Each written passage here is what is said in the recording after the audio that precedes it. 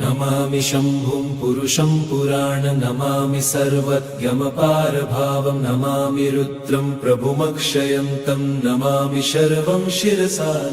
नमामि देवं परमव्ययम् उमापतिं लोकगुरुं नमामि दारिद्र्यविदारणं नमामि रोगापहरणं नमामि कल्याणमचिन्त्यरूपं नमामि विश्वोत्थबीजरूपं नमामि विश्वस्थितिकारणं नमामि संहारकरं नमामि गौरीप्रियमव्ययं तं नमामि नित्यं क्षरमक्षरं तं नमामि चिद्रूपममेयभावं त्रिलोचनं तं शिरसा नमामि कारुण्यकरं भवस्य भयङ्करं वापि सदा नमामि दातारं दीप्सितानं नमामि सोमेशमुमेशमादमामि वेदत्रयलोचनं तं नमामि मूर्तित्रयवर्जितं तं नमामि पुण्यं सदसद्व्यातितं नमामि तं पापहरं नमामि विश्वसहितेररद्द नमामि रूपाणि बहुनि धत्ते यो विश्वगोप्ता सदसत्प्रणेत नमामि तं विश्वपतिं नमामि यज्ञेश्वरं सम्प्रतिहव्यकव्यं तथागतिं लोकसदाशिवो यः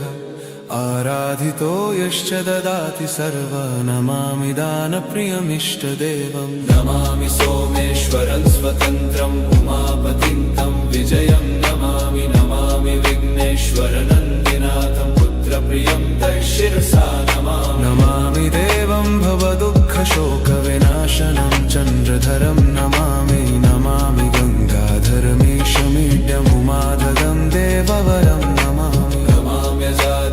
पुरन्दरादिसुरासुरैरचितपादपद्मं नमामि देवी मुखवादनान इक्षार्थमक्षित्रितयं यैष पञ्चामृतैर्गन्धसुधूपदीपैर्विचित्रपुष्पैर्विधैश्च मन्त्रैः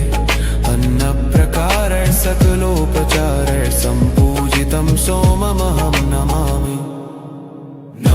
शम्भुं पुरुषं पुराण नमामि सर्णं गमपारवाम नमामि रुद्रं प्रभुमक्षयन्त नमामि शर्वं शिरसा नमामि देवं परमव्ययम् उमापतिं लोकगुरुं नमामि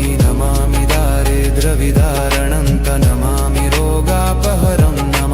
नमामि कल्याणमचिन्त्यरूपं नमामि विश्वोत्थबीजरूपं नमामि विश्वस्थितिकारणं नमामि संहारकरं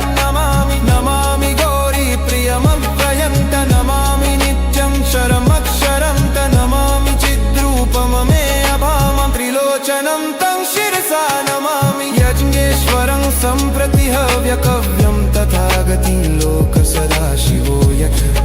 आराधितो यश्च ददाति सर्वा नमामि दानप्रियमिष्टदेवं नमामि सोमेश्वरं स्वतन्त्रम् उमापतिं तं विजयं नमामि विघ्नेश्वरनन्दिनाथं पुत्रप्रियं तं शिरसा नमामि देवं वरदुःखशोकविनाशनं चन्द्रधरं नमामि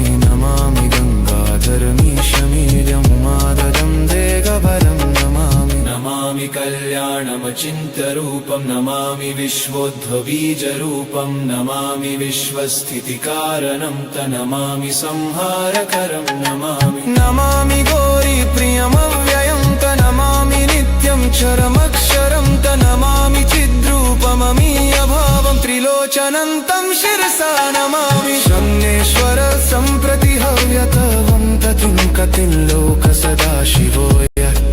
आराधितो यश्च ददाति सर्वा नमामि दानप्रियमिष्टदेवं नमामि सोमेश्वरं स्वतन्त्रं उमापतिं तं विजयं नमामि विघ्नेश्वरभक्तनाथपुत्रप्रियं तं शिरसा नमामि देवं भवदुःखशोकविनाशनं चन्द्रधरं नमामि गङ्गाधरमीशमीड्यमुमादहं देवरवं नमामि जादीश पुरन्दरादिसुरासुरैरचितपादपद्मं नमामि देवी मुखवादनान इक्षार्थमक्षित्रितयं यैष पञ्चामृतैर्गन्धसुधूपदीपैर्विचित्रपुष्पैर्विधैश्च मन्त्रैः अन्नप्रकारैः सकलो पूजितं सोममहं नमामि।